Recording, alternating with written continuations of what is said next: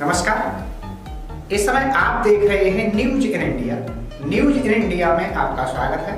आइए नजर डालते हैं आज की कुछ खास खबरों पर। मतुआ समुदाय के लिए बांग्लादेश के गोपालगंज स्थित ओराकांडी का खासा महत्व है।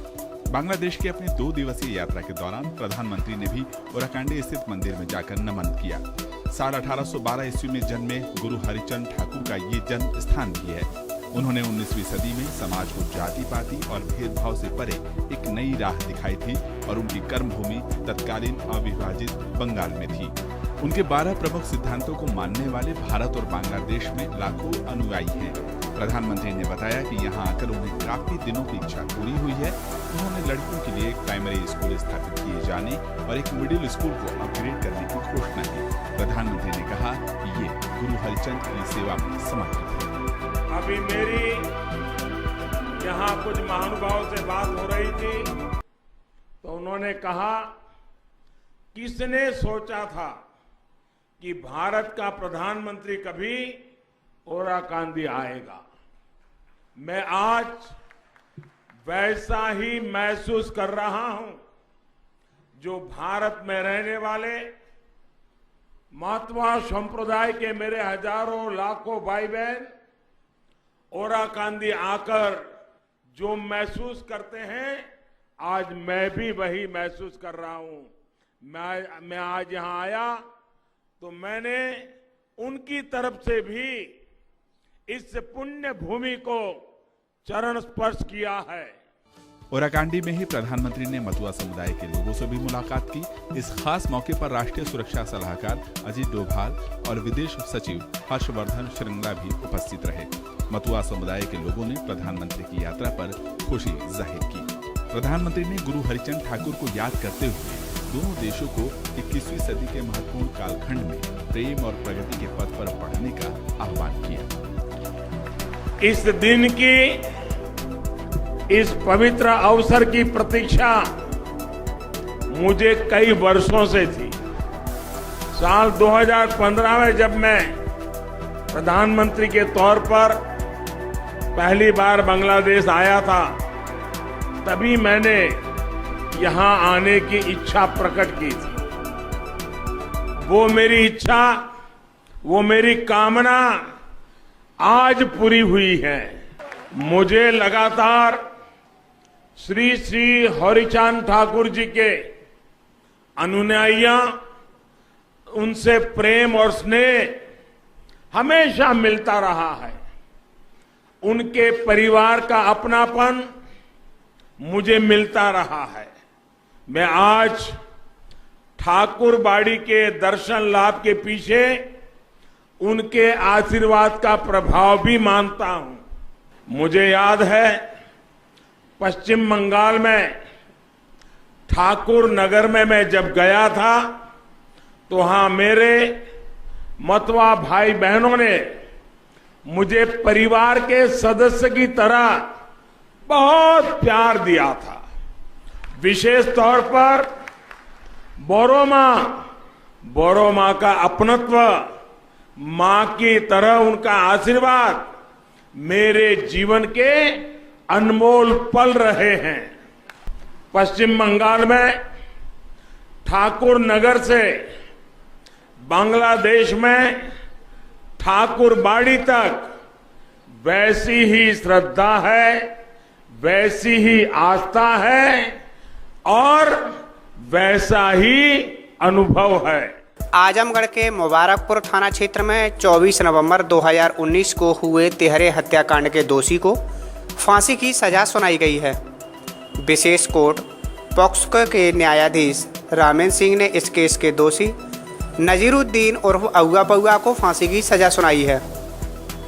आपको बता दें कि 24 नवंबर 2019 की रात मुबारकपुर थाना क्षेत्र के गांव से बाहर बने मकान में पत्नी और उसके दुधमुहे बच्चे की नृशंस हत्या कर दी गई थी।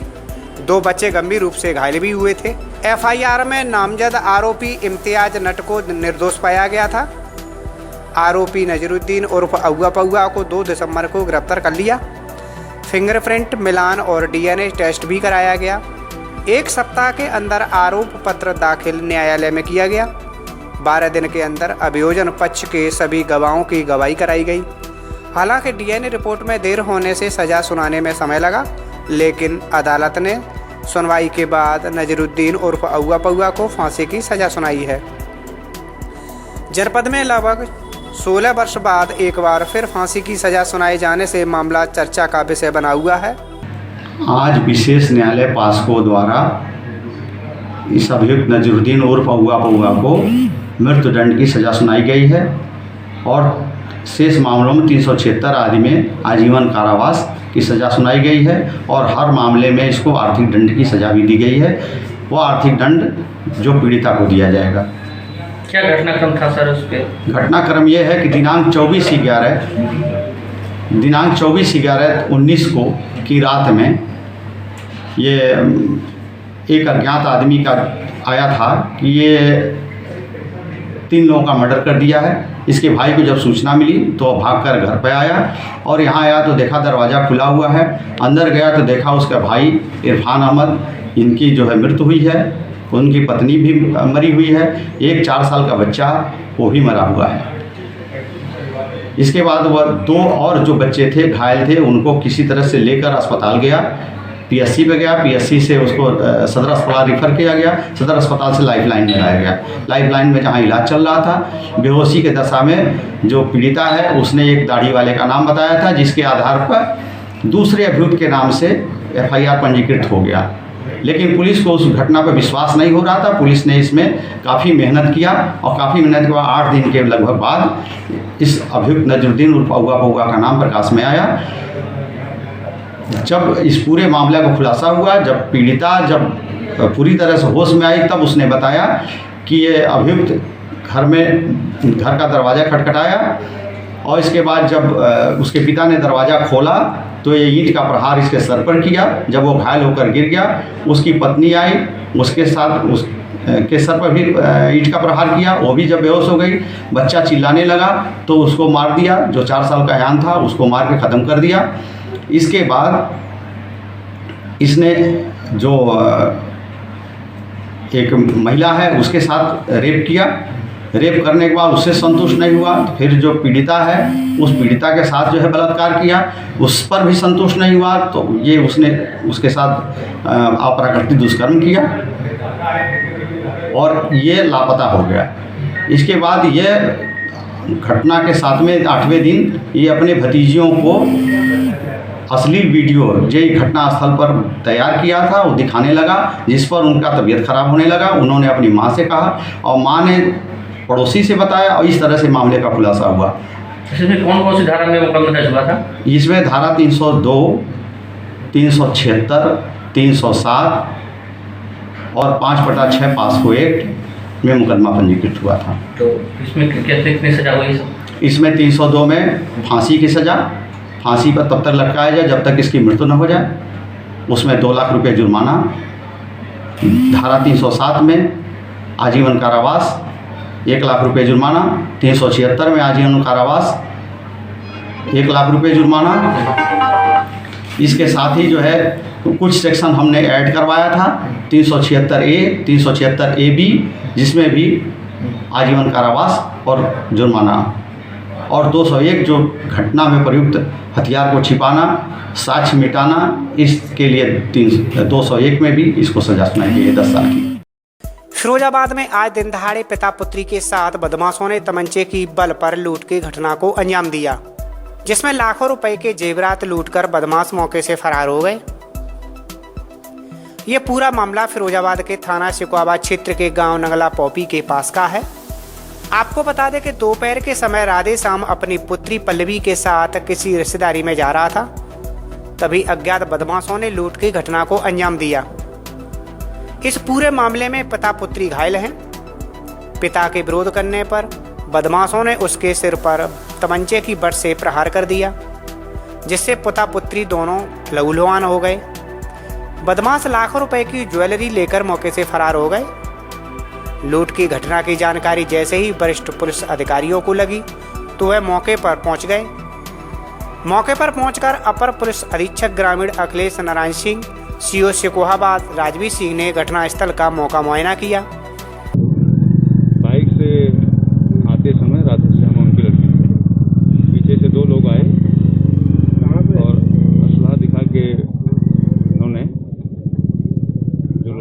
जेवरात थे उसको निकलवा लिए हैं।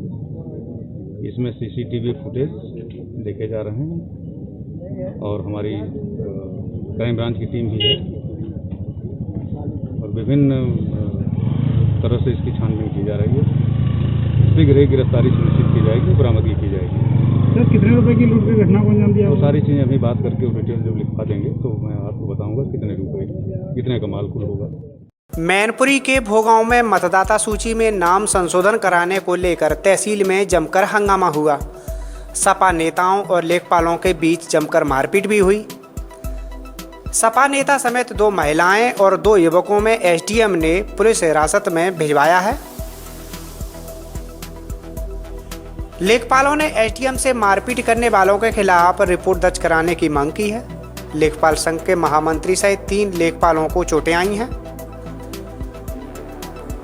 आपको बता दें कि नगला टांकन निवासी संतोष कुमार शाम 4 बजे के करीब अपनी पत्नी नीता देवी के साथ राजस्व निरीक्षक के कक्ष में क्षेत्रीय लेखपाल नवनीत कुमार मौर्य के पास पहुंचे। दोनों पति पत्नी ने लेखपाल से मतदाता सूची में कई दिनों से भागदौड़ के बाद भी नाम संशोधन नहीं करने का आरोप लगाकर नाराजगी जताई। दंपति ने नाम संशोधन का प्रार्थना पत्र मांगा। लेखपाल ने देने से मना कर दिया। इसी बीच लेखपाल और दंपति में नोकझोंक होने लगी। देखते ही देखते उनके बीच गाली गलौज के बाद मारपीट होने लगी। इससे तहसील में अफरा तफरी मच गई। लेखपाल संघ के अवध बिहारी, ब्रह्मानंद, ब्रजेश कुमार, अलका देवी भी वहां पहुंच गईं। इसी बीच पूर्व जिला पंचायत सदस्य सुचेता साकी भी वहां पहुंच गईं। आरोप है कि वह भी लेखपालों से भिड़ गईं। लेखपाल संघ के अध्यक्ष जितेंद्र और सचिव प्रदीप सक्सेना के साथ लेखपाल SDM से मिलने पहुंचे। तभी दंपति भी वहां पहुंच गए। SDM ने दोनों पक्षों की बात सुनकर किसी तरह उनको शांत कराया।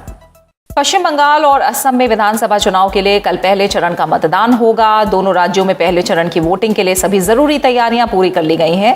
चुनावी प्रक्रिया की पारदर्शिता और विश्वसनीयता को और बढ़ाने के मकसद से दोनों राज्यों में प्रत्येक मतदान केंद्र पर EVM के साथ VVPAT मशीन का इस्तेमाल किया जाएगा। कोविड महामारी के मद्देनजर मतदान केंद्रों पर अधिकतम 1000 मतदाताओं को आने की अनुमति दी गई है। कोविड संक्रमित या संदिग्ध, दिव्यांग और 80 वर्ष से अधिक आयु वाले लोगों के लिए डाक मतपत्र के जरिए मतदान करने की व्यवस्था भी है।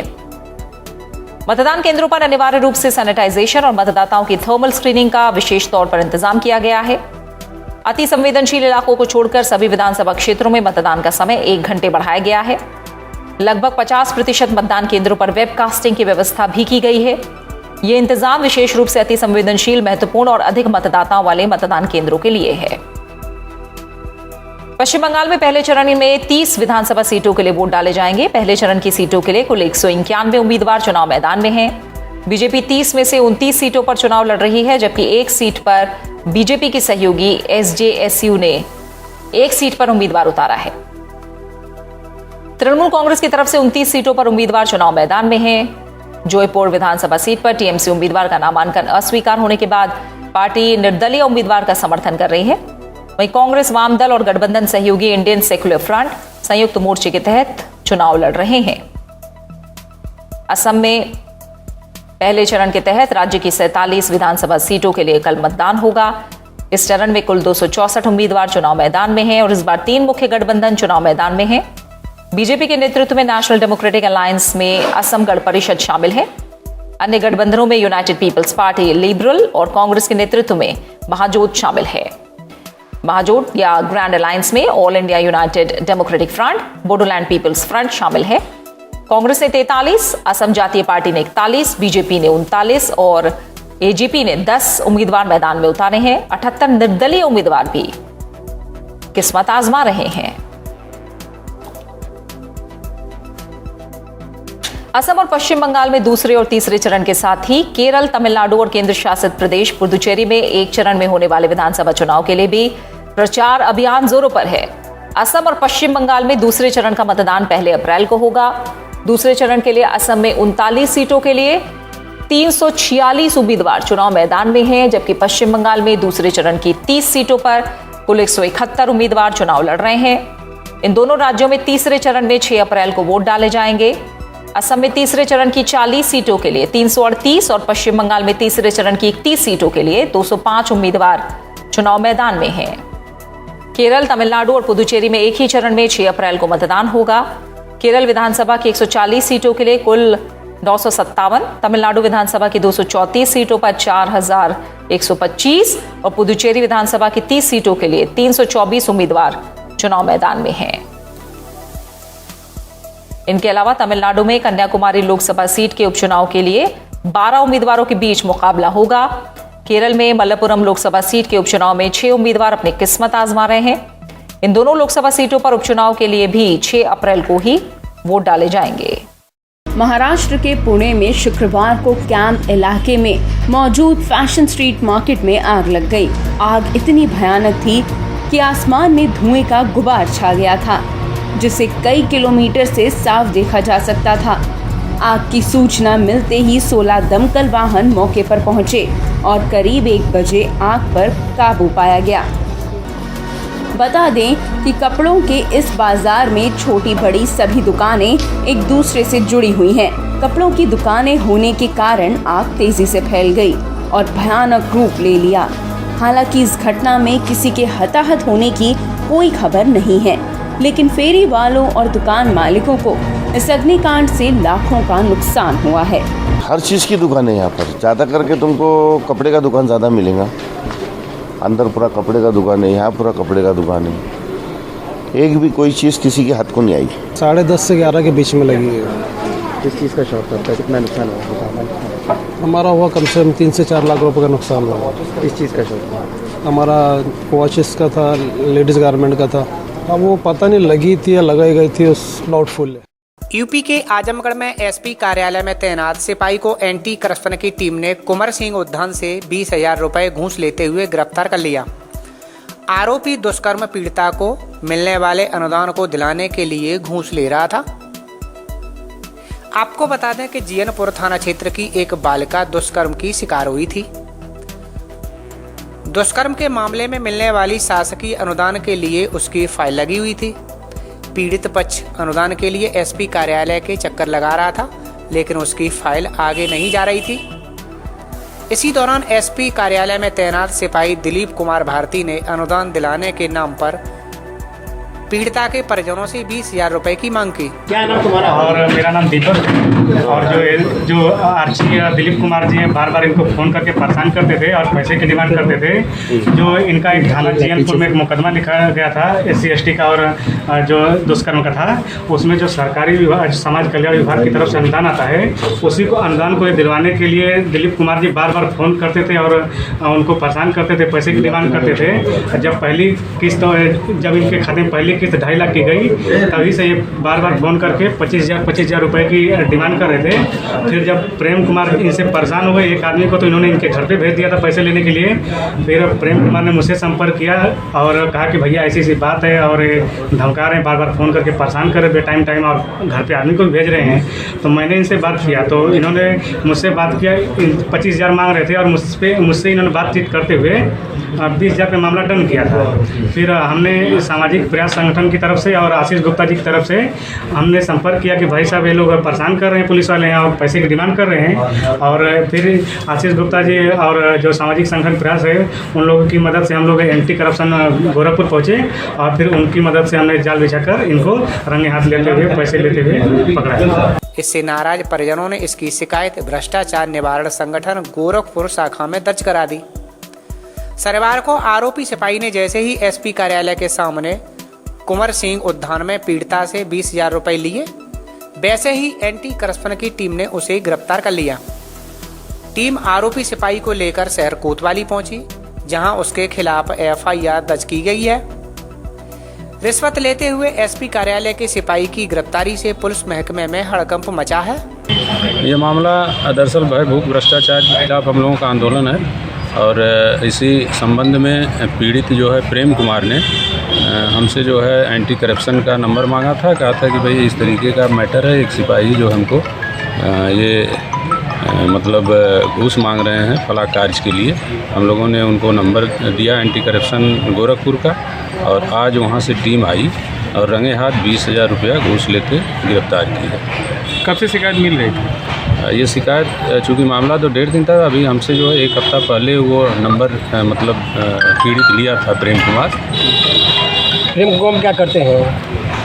नहीं, कुछ करते नहीं, दरअसल उनका वो एससी हैं और कुछ दिन पहले उनके बहन के साथ एक दुर्घटना हुई थी। उसी संबंध में सरकारी अनुदान जो बनता है उसी अनुदान को लेने के लिए यहाँ पर जो सिपाही कहाँ तैनात? सिपाही विशेष जांच प्रकोष्ठ एसपी ऑफिस में आरक्षी। क्या नाम था उसका? आरक्षी दिलीप कुमार। किस काम के लिए मांगने का क्या कारण लग रहा है आपको? अब घूस मांगने का हमने बताया सरकारी अनुदान, कुछ बातें ऐसी जैसे उसके बहन के साथ रेप हुआ था पहले और उसी संबंध में जो अनुदान बनता है उसी को लेने के लिए वो भटक रहे थे और इन्होंने 25,000 रुपये की मांग की थी। 20,000 रुपये में मामला डन हुआ था। क्या सिपाही से कोई और भी जुड़े हुए थे?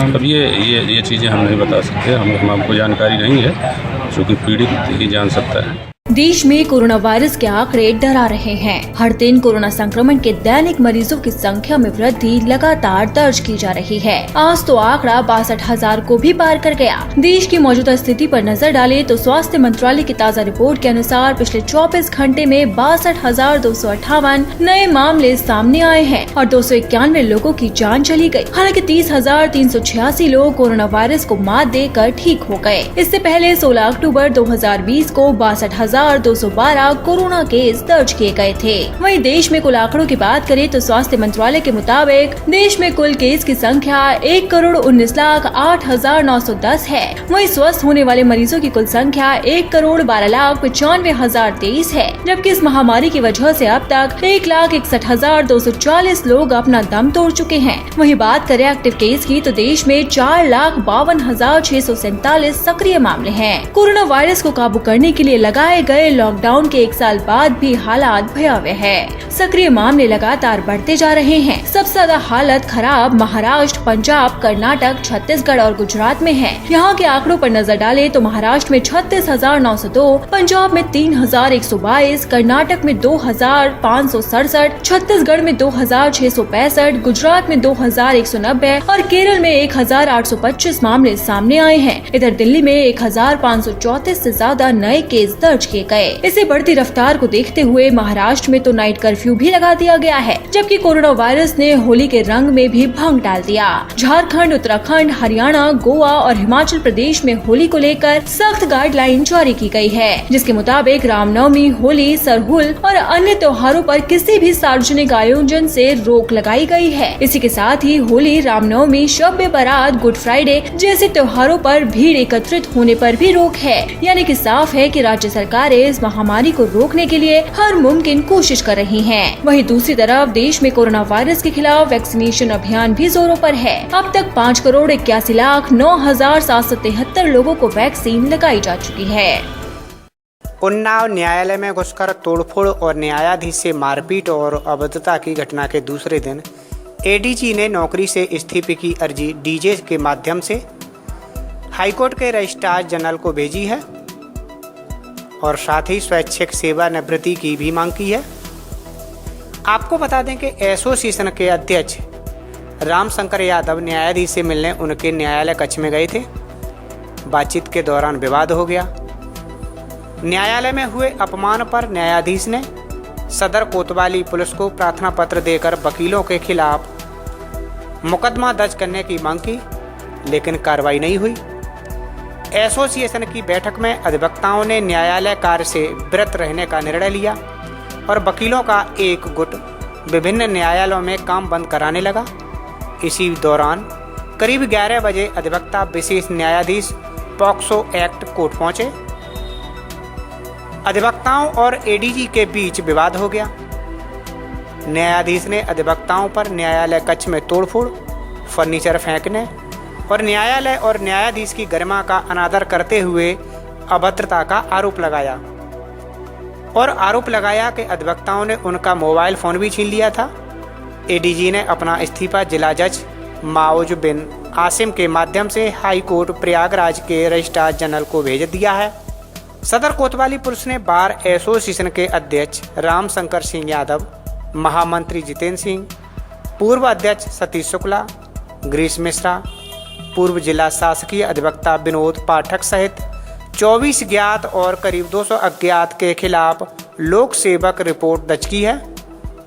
सीओ सिटी गौरव त्रिपाठी ने बताया कि जांच के उपरांत ही रिपोर्ट दर्ज की गई है। जनपद उन्नाव के पॉक्सो एक्ट के विशेष न्यायाधीश श्री प्रहलाद टंडन के तहरीर के आधार पर उनके साथ हुई घटना के विषय में कोतवाली उन्नाव में एफआईआर पंजीकृत किया गया है और साक्ष्यों के आधार पर इसमें विवेचना की जा रही है। पीएम नरेंद्र मोदी शुक्रवार को बांग्लादेश के 2 दिवसीय दौरे पर पहुंचे। आज पीएम मोदी का बांग्लादेश में दूसरा व अंतिम दिन है। पहला दिन कूटनीतिक लिहाज से अहम था, जबकि आज का दिन राजनीतिक संदेश भरा रहने वाला है। पश्चिम बंगाल में जब लोग 30 विधानसभा सीटों के लिए मतदान कर रहे हैं, तो वहीं दूसरी तरफ पीएम मोदी इस दौरान बांग्लादेश में मंदिरों में दर्शन कर रहे हैं। पीएम मोदी सबसे पहले जोरेश्वरी काली मंदिर पहुंचे। उन्होंने वहां मां जोरेश्वरी काली की पूजा अर्चना की। वहीं बता दें, पीएम मोदी बांग्लादेश की पीएम शेख हसीना के साथ बातचीत भी करेंगे। इस दौरान दोनों के बीच कई समझौतों पर हस्ताक्षर किए जाएंगे। इसके अलावा कई प्रोजेक्ट्स का भी वर्चुअल उद्घाटन किया जाएगा। 51 शक्तिपीठों में से एक मां काली के चरणों में आने का आज मुझे सौभाग्य मिला है। बांग्लादेश में जब मैं 2015 में आया था तो ढाकेश्वरी के चरणों में शीश झुकाने का अवसर मिला था। आज मां काली के चरणों में आशीर्वाद प्राप्त करने का मुझे सौभाग्य प्राप्त हुआ है। मां काली का वरदहस्त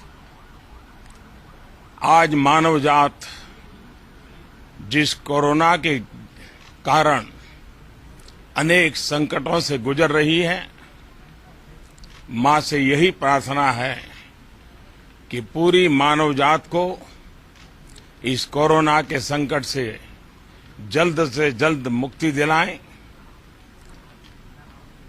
सर्वे भवन्तु सुखिनः जिस मंत्र को हमने जिया है, वसुधैव कुटुंबकम, जो हमारे संस्कार की विरासत है, हम पूरी मानव जात के कल्याण के लिए प्रार्थना करते हैं। आज मुझे 51 शक्तिपीठ में से एक मां काली के चरणों में आने का सौभाग्य मिला।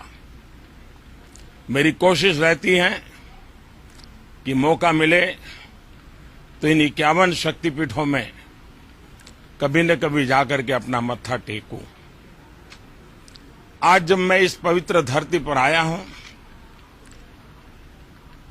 और मैंने सुना है कि हाँ, मां काली की पूजा का जब मेला लगता है, बहुत बड़ी तादाद में भक्त सीमा के उस पार से भी और यहां से भी यहां आते हैं। उसी प्रकार से यहां पर एक कम्युनिटी हॉल की आवश्यकता है। इतना ही नहीं, ये मल्टीपर्पज कम्युनिटी हॉल हो ताकि जब काली पूजा के समय लोग यहां आए तो उनके भी लिए उपयोग में आए। यहां के लोगों के कोई सामाजिक, धार्मिक, शैक्षणिक अवसर हो तब भी उनके क्लान में आए। और सबसे बड़ी बात, डिजास्टर के समय, आपदा के समय, विशेष करके साइक्लोन के समय, ये कम्युनिटी हॉल हर एक के लिए एक शेल्टर का स्थान बन जाए। इस हेतु से भारत सरकार यहां पर इस निर्माण कार्यों को करेगी। मैं बांग्लादेश सरकार का भी आभार मानता हूं कि उन्होंने इस कार्यक्रम के लिए, इस काम के लिए हमारे साथ शुभकामनाएं प्रकट की हैं।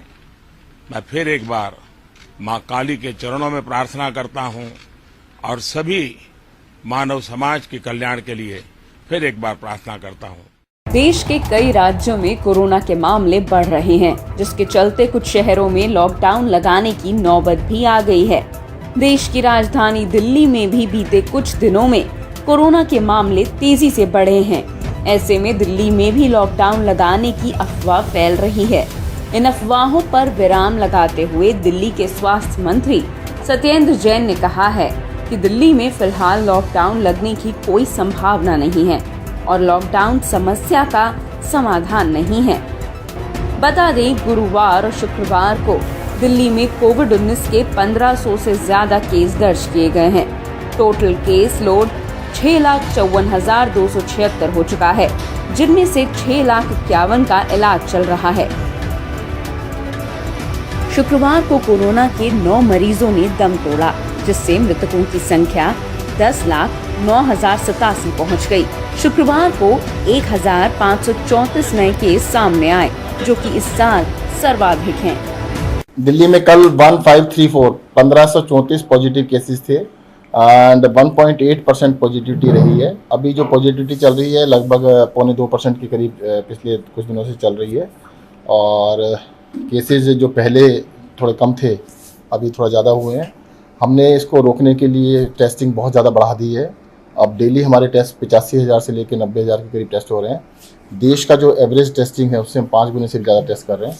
आइसोलेशन भी कर रहे हैं, कॉन्टैक्ट ट्रेसिंग भी कर रहे हैं। एक टेस्ट पॉजिटिव जो आ रहा है उसको 30 लोगों को हम कॉन्टैक्ट ट्रेसिंग कर रहे हैं, सबको आइसोलेट भी कर रहे हैं ताकि इसको जल्द से जल्द कंटेन किया जा सके। प्रतीक जी, साइड में ही जो अस्पताल हैं वहाँ पर भी मरीजों की संख्या बढ़ रही है, तो मेरा सवाल पहले ये है कि क्या प्राइवेट अस्पतालों में और सरकारी अस्पतालों में क्या डायरेक्शन दिए गए हैं हेल्थ डिपार्टमेंट? नहीं, देखिए अभी हॉस्पिटल्स के अंदर सफिशिएंट नंबर ऑफ बेड्स हैं। अभी भी जो ऑक्यूपेंसी है वो 20% से आसपास चल रही है। 20% ऑक्यूपेंसी है, 80% बेड खाली है और इसके ऊपर पूरी नज़र बनाए हुए। जैसे ही अगर थोड़ी सी ऑक्यूपेंसी बढ़ती है तो हम और भी बेड बढ़ाने तो बढ़ा देंगे। एग्जाम्पल के लिए जैसे Rajiv Gandhi super speciality hospital में 500 बेड हैं, ऑक्यूपेंसी से 20 बेड के आसपास 20-25 है, तो sufficient number of beds available है। लेकिन क्या गंभीर मरीज ज्यादा आ रहे हैं तो आईसीयू बेड और ऑक्सीजन? नहीं, आईसीयू बेड्स भी अभी 20% ही है। नहीं, हमने जितने भी देखिएगा LNJP में हमारे पास 300 बेड है, 300 आईसीयू है और जैसे राजीव गांधी 500 बेड है उसमें 300 आईसीयू है, तो बहुत बड़ी संख्या में आईसीयू बेड्स रखे गए हैं और भी जरूरत होगी तो बढ़ा देंगे। तो चिंता वाली अभी कोई बात नहीं है? बिल्कुल नहीं, कमी है, देखिएगा नहीं। बेड्स के लिए मैं आपको बता देता हूँ, पहले भी हमने कभी ऐसे कमी नहीं होने दी। जिस दिन सबसे ज़्यादा 8,600 पेशेंट आए थे तब भी हमारे पास दिल्ली के अंदर 18,500 बेड थे, जिसमें से 8,500 बेड खाली थे। अब बेड्स की कमी बिल्कुल नहीं होने दी जाएगी, जरूरत होगी तो हम इंक्रीज करेंगे, परंतु अभी जरूरत नहीं है। अभी ऐसा लगता है 20% ऑक्यूपेंसी, 80% खाली है, तो अभी 80% खाली है तो अभी जरूरत नहीं है। थोड़ा सा बढ़ेगा तो देखेंगे। सर, क्या लगता है कि अभी पर्व त्योहार काफी आने वाले, देखिए अब तक ये मान रहे कि ये ऐसे ही पीक रहेगा इसका? देखिए, ऐसा लगता है कि एक हफ्ता हमें इसको डेफिनेट ट्रेंड को चेक करना पड़ेगा कि एक हफ्ते के बाद क्या होता है, क्योंकि इसको कोई भी डेफिनेटिव ट्रेंड आने में 3-1 हफ्ते लग जाते हैं। हो सकता है कि देखो फटीक फैक्टर भी आ जाता है कई बार। दिल्ली के अंदर 3-4 महीने कंप्लायंस बहुत अच्छी थी, बहुत ही अच्छी थी, तो एकदम से कम डाउन आया था और 10-15 दिन से लग रहा है कुछ कंप्लायंस कम हुई थी, जिसको हम सख्ती कर रहे हैं, काफ़ी सख्ती कर रहे हैं, लोगों को अपील भी कर रहे हैं कि भाई कंप्लायंस कीजिएगा। सबसे बड़ी कंप्लायंस है मास्क लगाने वाली। अगर ज़्यादातर लोग मास्क लगाते हैं, पब्लिक में मिलते हैं, तो इसको एकदम से कंटेन किया जा सकता है। 1 साल की जद्दोजहद के बाद सबने समझ लिया है कि भाई मास्क लगाना पब्लिक में जाने के अंदर सबसे इम्पॉर्टेंट है। मैं एक अपील आपके माध्यम से ये भी करना चाहूँगा, बहुत सारे लोगों ने वैक्सीन दिल्ली में लगवा ली है, 10 लाख से ज़्यादा लोग लगवा चुके हैं, परंतु वो भी अगर पब्लिक में जाते हैं तो मास्क जरूर लगाएं, मास्क को ना छोड़ें। स्याही फेंकने की घटना के बाद पुलिस और बीजेपी कार्यकर्ता विधायक को एक दुकान के अंदर ले गए। हालांकि जब नारंग दुकान से बाहर आए तो किसानों ने उन पर हमला किया। किसानों ने विधायक के कपड़े भी फाड़ दिए। केंद्र सरकार के 3 नए कृषि कानूनों के खिलाफ किसानों का प्रदर्शन जारी है। शनिवार को पंजाब के मलोट शहर में प्रेस कॉन्फ्रेंस कर रहे बीजेपी विधायक अरुण नारंग को गुस्साए किसानों ने पहले तो पीटा और फिर कपड़े फाड़ते हुए उनके मुंह पर कालिक पोत दी। बाद में किसी तरह पुलिस ने बीजेपी विधायक को वहां से बचाकर बाहर निकाला। अरुण नारंग पंजाब के अबोहर से भाजपा के विधायक हैं। जानकारी के मुताबिक बीजेपी विधायक अरुण नारंग राज्य सरकार के खिलाफ एक संवाददाता सम्मेलन आयोजित करने के लिए शनिवार को मलोट आए थे। हालांकि किसान पहले से ही बीजेपी कार्यालय के पास उनका इंतजार कर रहे थे। जैसे ही नारंग वहां पहुंचे, किसानों ने उन्हें घेर लिया और उन पर स्याही फेंक दी। साथ ही किसानों ने उनकी कार को भी काला कर दिया। सोशल मीडिया पर वायरल हुए वीडियो में पुलिस किसानों से नारंग को बचाते हुए दिखाई दे रही है। किसान विधायक को गाली देते और पीटते नजर आ रहे हैं। साथ ही किसानों ने बीजेपी कार्यालय में घुसकर पार्टी के झंडे भी जलाए। किसानों ने बीजेपी विधायक के साथ ही बीजेपी के 2 नेताओं को भी जमकर पीटा। पुलिस फिर बीजेपी नेताओं को एक दुकान के अंदर ले गई, जहां कुछ मिनटों के बाद पुलिस ने उन्हें दुकान के पिछले दरवाजे से बाहर निकाला और सुरक्षित स्थान पर भेज दिया।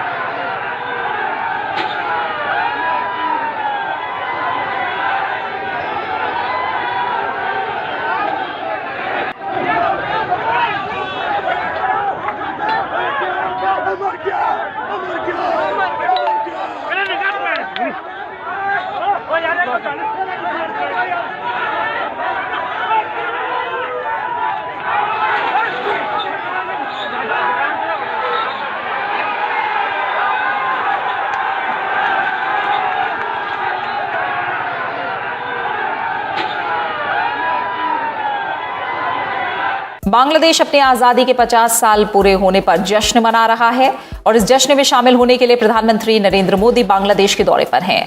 कोरोना काल शुरू होने के बाद ये प्रधानमंत्री की पहली विदेश यात्रा है।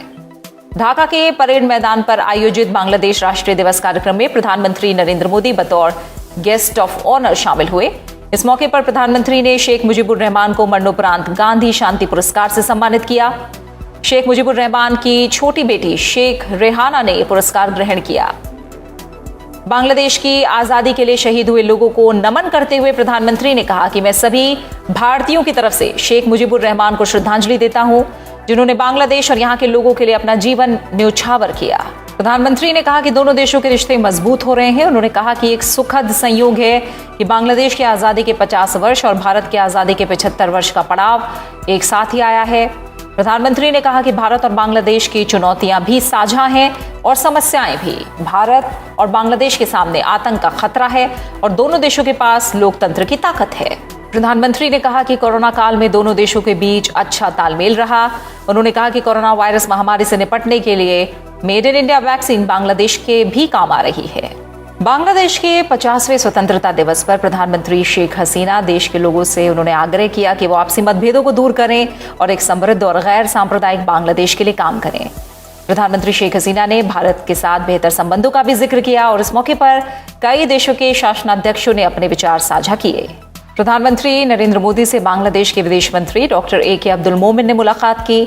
दोनों नेताओं ने भारत बांग्लादेश के गहरे रिश्तों के बारे में चर्चा करने के साथ ही दोनों देशों की संप्रभुता, समानता, परस्पर विश्वास और समझदारी पर आधारित व्यापक और रणनीतिक भागीदारी से जुड़े विषयों पर चर्चा की।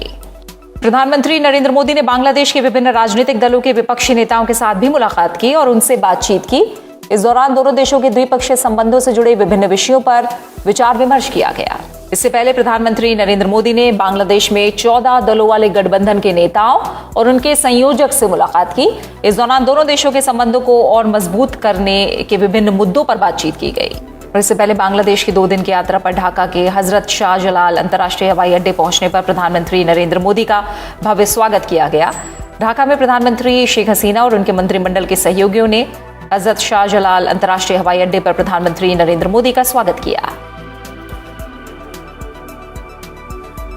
प्रधानमंत्री नरेंद्र मोदी के सम्मान में 19 तोपों की सलामी और गार्ड ऑफ ऑनर भी दिया गया। हवाई अड्डे पर गार्ड ऑफ ऑनर लेने के बाद प्रधानमंत्री नरेंद्र मोदी बांग्लादेश के राष्ट्रीय शहीद स्मारक गए, जहां उन्होंने बांग्लादेश के स्वतंत्रता संग्राम में प्राण न्यौछावर करने वाले शहीदों को श्रद्धांजलि अर्पित की और विजिटर बुक में संदेश भी लिखा।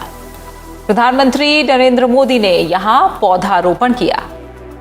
प्रधानमंत्री नरेंद्र मोदी ने ढाका में भारतीय समुदाय के लोगों से मुलाकात की। इसके अलावा उन्होंने वोहरा समुदाय के लोगों से भी मुलाकात की। प्रधानमंत्री ने वोहरा समुदाय के लोगों से गुजराती भाषा में बात की। अपने ही नागरिकों का जनसंहार कर रही थी। उनकी भाषा, उनकी आवाज, उनकी पहचान को कुचल रही थी। ऑपरेशन सर्चलाइट की उस क्रूरता को, दमन और अत्याचार के बारे में विश्व में उतनी चर्चा नहीं की है जितनी उसकी चर्चा होनी चाहिए।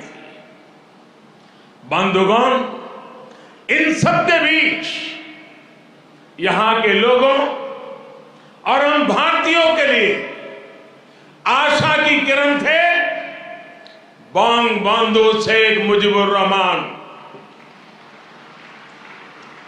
बंगबंधु के हौसले ने, उनके नेतृत्व ने यह तय कर दिया था कि कोई भी ताकत बांग्लादेश को गुलाम नहीं रख सकती। बंगबंधु ने ऐलान किया था, एबारेर संग्राम आमादेर मुक्तिर संग्राम। एबारेर संग्राम स्वाधीनतार संग्राम। इस बार संग्राम मुक्ति के लिए है, इस बार संग्राम आजादी के लिए है। उनके नेतृत्व में यहां के सामान्य मानवी, पुरुष हो या स्त्री हो, किसान, नौजवान, शिक्षक, कामगार, सब एक साथ आकर मुक्ति वाहिनी बन गए। और इसलिए आज का यह अवसर मुजीब से बंगबंधु के विजन, उनके आदर्शों, उनके साहस को याद करने का भी दिन है। ये समय चिरोविद्रोही को, मुक्ति युद्धों की भावना को फिर से याद करने का समय है। मुख्यमंत्री योगी आदित्यनाथ ने कहा कि बहराइच आकांक्षात्मक जिले की श्रेणी से निकलकर विकसित जनपद की ओर बढ़ रहा है। 1.5 महीने में दूसरी बार बहराइच पहुंचे योगी ने केडीसी चौराहे पर महाराणा प्रताप की मूर्ति का अनावरण किया। अब ये चौराहा महाराणा प्रताप के नाम से जाना जाएगा। यहाँ योगी ने 264 करोड़ की विभिन्न योजनाओं का शिलान्यास और 70 करोड़ की लागत से विभिन्न योजनाओं का लोकार्पण किया। उन्होंने कहा कि विदेशी आक्रांता भारत की धर्म और संस्कृति के साथ साथ स्वाधीनता को रोकने का काम कर रहे थे। बहराइच का चित्तौरा नामक स्थान, जहां विदेशी आक्रांताओं को मुंहतोड़ जवाब देते हुए महाराजा सुहेल देव के नेतृत्व में हिंदू राजाओं ने धूल चटाई, उनका नरसंहार किया था।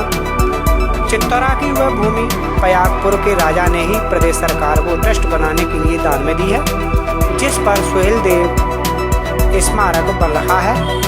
लगभग 150 वर्षों तक कोई विदेशी आक्रांता भारत की धरती पर हमला करने का दुस्साहस नहीं कर पाया।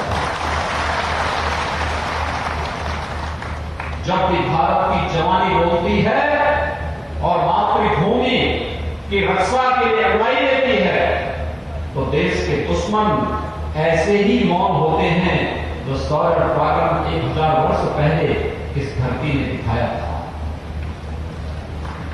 और आज मैं धन्यवाद दूंगा कि हम सौर्य पराक्रम की इसी गाथा को आगे बढ़ाते हैं।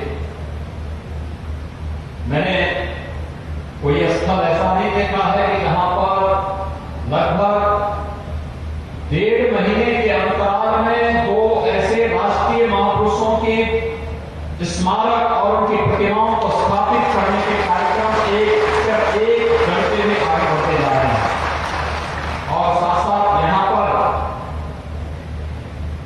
2 ही क्यों, हमने तो आज यहां पर पयागपुर के राजा, पूर्व विधायक स्वर्गीय राजा रुद्रेंद्र विक्रम सिंह जी की प्रतिमा का भी आज हम यहां पर विमोचन किए हैं। उस कालखंड में भले ही भारत एक राजनीतिक इकाई रहा हो,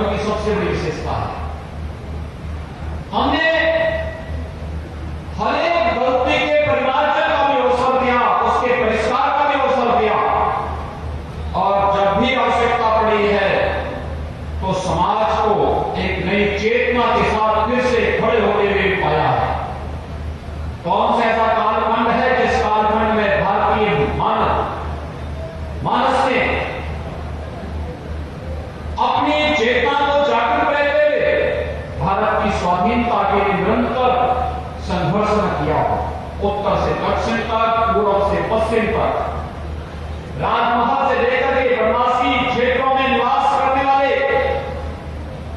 उन लोगों के बीच में भी आप जाइए।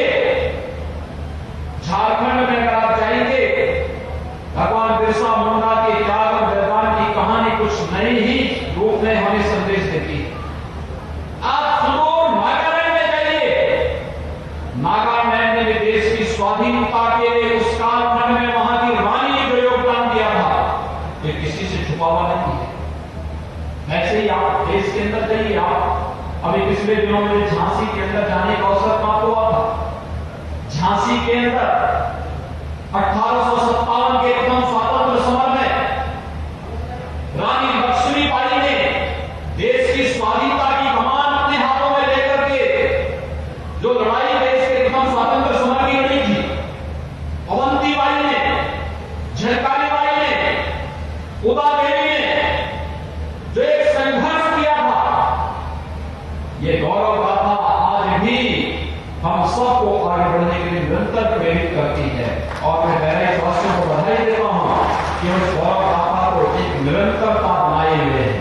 मेरी हार्दिक इच्छा थी कि मैं प्रयागपुर में जाकर के स्वर्गीय राजा रुद्रेंद्र विक्रम सिंह जी की मूर्ति के अनावरण के कार्यक्रम में वहीं पे भाग लूं, लेकिन आप राजनीतिक व्यस्तता के कार्यक्रमों को देख सकते हैं और होली के कार्यक्रमों के कारण भी स्वाभाविक रूप से कल कोई सार्वजनिक कार्यक्रम हो भी नहीं पाएगा।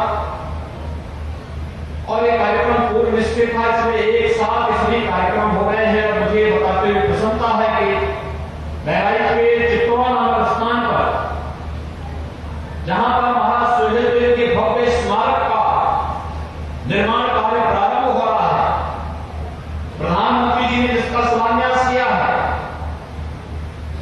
चित्तौड़ा नामक स्थान ही है जहां पर विदेशी आक्रांताओं को मुंहतोड़ जवाब देते हुए महाराज सुहेलदेव के नेतृत्व में हिंदू राजाओं ने उन विदेशी आक्रांताओं को धूल चटाने का काम किया था, उनका संहार किया था। वो चित्तौड़ा की ही भूमि है और चित्तौड़ा की वो भूमि महाराज प्रयागपुर में ही प्रदेश सरकार को ट्रस्ट महाराज सुहेलदेव के नाम पर ट्रस्ट बनाने की उपलब्ध कराई है। इसलिए मैं महाराज प्रयागपुर को इस बात के लिए हृदय से धन्यवाद दूंगा कि उनके द्वारा उनकी पूर्वजों की भूमि पर हम महाराज सुहेलदेव के भव्य स्मारक का निर्माण कार्य कर रहे हैं। और यह स्मारक भारतीय जनमानस को एक लंबे कालखंड तक मातृभूमि की रक्षा के लिए निरंतर प्रेरणा और प्रकाश प्रदान करती रहेगी। यह आज के दिन पर मैं आप सबसे इस स्मारक के माध्यम से प्रेरणा हमें निरंतर प्राप्त हो गई। भाइयों बहनों, आज यहाँ पर अनेक प्रकार की परियोजनाओं का लोकार्पण और शिलान्यास भी हो रहा है। इसमें पेयजल की स्कीम भी है, बाढ़ बचाव से जुड़ी हुई योजनाएं भी हैं, सड़क से जुड़ी हुई परियोजनाएं भी हैं। यहाँ पर अन्य एक सामान्य नागरिक के जीवन में खुशहाली लाने के लिए जिन प्रकार की परियोजनाओं को आगे बढ़ाने के लिए केंद्र और प्रदेश सरकार ने कार्यक्रम चलाए हैं, उनसे जुड़ी हुई सभी परियोजनाएं आज यहाँ पर लोकार्पित भी हो रही हैं, उनका शिलान्यास भी हो रहा है।